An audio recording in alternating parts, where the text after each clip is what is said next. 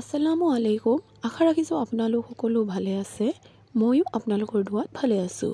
মোৰ ফ্ৰিজত দুদিনৰ পৰা অলপ দৈ আছিল আৰু ইমান ঠাণ্ডাত দৈখিনি খাব মন যোৱা নাছিল। সেইবাবে ভাবিলোঁ যে দৈখিনি কিবা ব্যৱহাৰ কৰা হওক। দৈখিনি ভালদৰে ফেটি লোৱা হ'ল।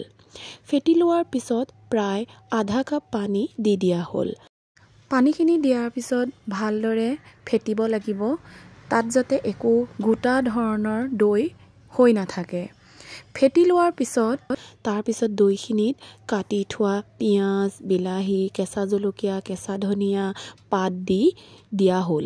দৈখিনিত আধা চাহ চামুচ চাট মছলা আৰু আধা চাহ চামুচ জিৰা গুড়ি দি ভালদৰে মিহলোৱা হ'ল। মিহলোৱাৰ পিছত মই অলপ টেষ্ট কৰি চোৱাত গম পালোঁ যে মই নিমখে দিব পাহৰি গ'লোঁ। তাৰপিছত তাত সোৱাদ অনুযায়ী নিমখ দি মিহলাই দিব। তাৰপিছত মোৰ ৰাইতা ৰেডি হৈ গ'ল। আজিলৈ আহিছোঁ। আসসালামু আলাইকুম।